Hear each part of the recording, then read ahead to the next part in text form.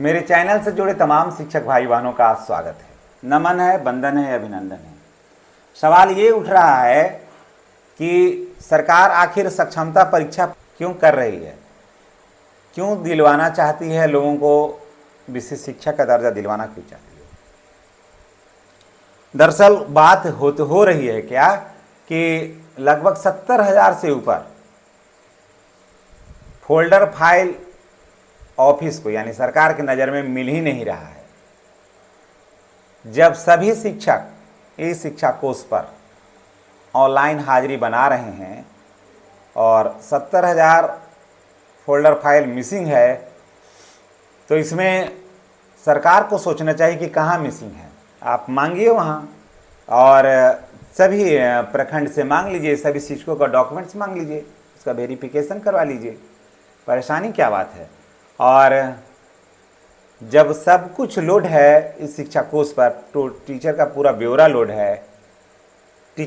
ब्यौरा लोड है UDISE plus पर, तो देखिए ना, फिर सरकार की तरफ से कहा जाता है कि अभी तक 70,000 प्लस शिक्षकों का फोल्डर अभी तक मिला ही नहीं है। अब आप सोचिए कि ये बात सुन रहे हैं हम लगभग 2013-14 से सुन रहे हैं कि फाइल नहीं मिल रहा है।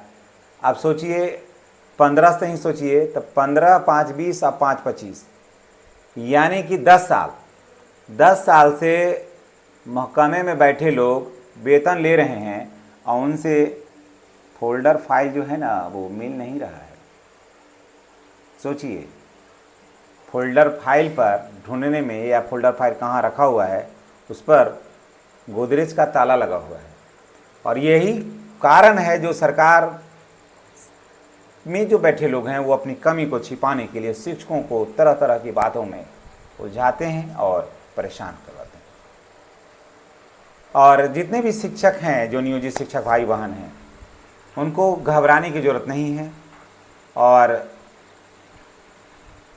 वो नियोजित हैं, उनको कोई इसी तरह का कोई लाभ लग नहीं रहा है। जिनकी सेवा 12 साल 13 साल बची हुई है, वो विशिष्ट शिक्षक बनकर क्या करेंगे, क्या फ़ायदा है। एक तो अभी लगभग 12-15 हज़ार रुपये पेमेंट कमा रहा है, वेतन अनियमित है, प्रान नंबर जनरेट नहीं हो रहा है, कई तरह की कठिनाई है। ट्रांसफ़र की नीति क्या होगी सरकार का, ये सब बिल्कुल स्पष्ट नहीं करती है। और शिक्षकों को ही अनावश्यक रूप से यहाँ पर टॉर्चर किया जाता है, तो ये कहीं से भी लाजमी नहीं है।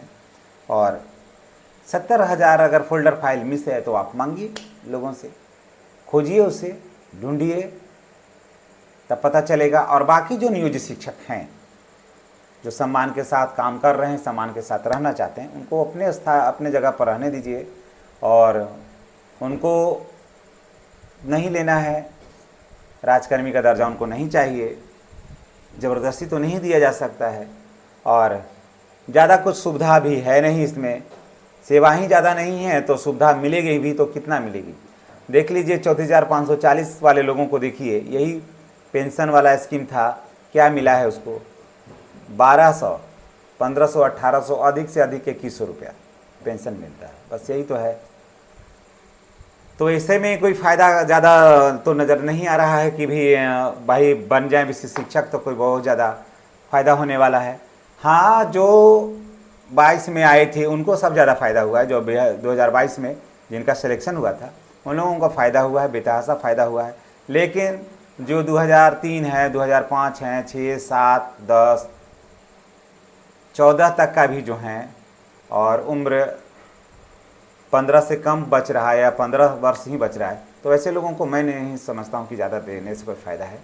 इसलिए अगर सरकार की नीति विशिष्ट शिक्षकों के प्रति साफ रहती है, सेवानिवृत्तता का लाभ मिल जाता है, ग्रेच्युटी का लाभ मिल जाता है, बहुत सारे चीज़ों का लाभ मिल जाता है ऐसा, तो जो लोग दे करके जाना चाहते हैं तो वो जाएं। लेकिन अगर जो नहीं मन बनाए हैं कि नियोजित शिक्षक ही रहें, सेवा ज़्यादा नहीं है, तो उनको नियोजित शिक्षक रहने में ज़्यादा कोई कठिनाई नहीं है। और सरकार से मैं यही गुजारिश करूँगा कि जो नियोजित शिक्षक बने रहना चाहते हैं उनको वहीं बने रहने दें, और बाकी जो विशिष्ट शिक्षक देना चाहते हैं वो जाएं वहाँ। और अगर फोल्डर फाइल की मिसिंग है तो आप ढूंढिए जहाँ रखा है। जिन लोगों ने यहाँ से लेकर के गए हैं, जिला स्तर पर रखा हुआ है तो वहाँ पर खोजवाया जाए, अगर राज्य में भेजा गया है तो वहाँ खोजवाया जाए, लेकिन शिक्षकों को अनावश्यक रूप से टॉर्चर नहीं किया जाए। और शिक्षक एक सम्मानित पद है और सम्मान के साथ इनको जीने का हक है, जीने का अधिकार है, तो ये अधिकार से वंचित नहीं करें। और इन्हीं बातों के साथ हम विदा लेते हैं, इस उम्मीद, इस भरोसे के साथ कि आपने चैनल को सब्सक्राइब कर लिया होगा। और अगर आप चाहते हैं कि नियोजित शिक्षक ही बने रहें तो नियोजित शिक्षक ही बनिए। नियोजित शिक्षक ही आज की डेट में सर्वश्रेष्ठ है। Old is gold. धन्यवाद।